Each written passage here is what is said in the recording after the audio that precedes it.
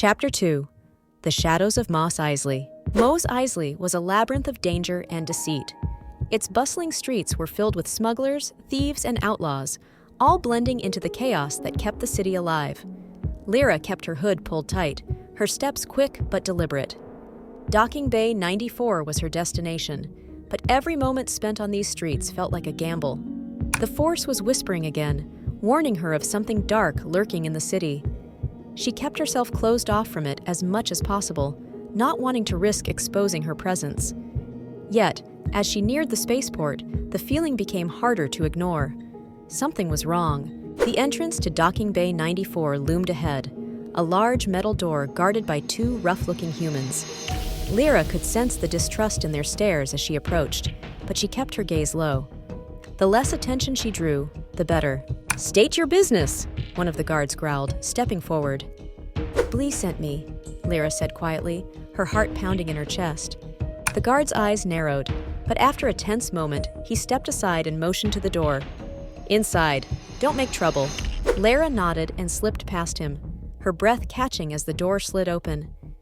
Inside the docking bay, a Corellian freighter stood waiting, its engines humming with life. A few crew members moved about, preparing the ship for departure. Lera scanned the area, her nerves on edge. Was this the help the Rodian had promised?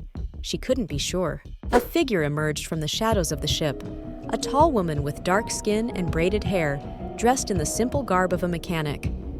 But there was something about her, something familiar, that made Lera's pulse quicken. "You're the one Blee sent?"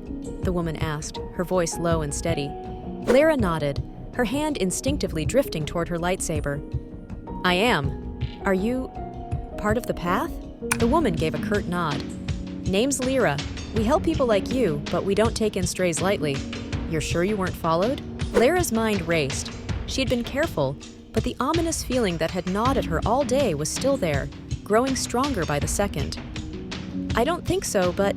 The sentence trailed off as the heavy thud of boots echoed from the docking bay entrance. A squad of stormtroopers entered the bay, their white armor gleaming in the dim light. Lera's heart dropped. She had been followed. Lera's expression remained calm, but her eyes flickered with urgency. "Get aboard the ship. Now!" Lera didn't hesitate. She sprinted toward the freighter, her hood flying back as she moved. Behind her, the sharp voice of a stormtrooper barked, "Halt! By order of the Empire, you are under arrest!" Blaster fire erupted as she reached the ship's ramp. Lera dove behind a crate as red bolts hissed past her, her breath catching in her throat. She reached for her lightsaber, but before she could ignite it, Lera stepped forward. The woman raised her hand, and with a sharp gesture, the crates surrounding the stormtroopers flew into the air and slammed into them. The soldiers collapsed under the weight, their weapons clattering to the floor. Lera's eyes widened. "You're a Jedi," she whispered, stunned. Lyra gave a grim smile as she motioned Lera up the ramp. "Not anymore. Now, I'm just trying to keep people like us alive." Lera followed her aboard, and within moments, the ship roared to life.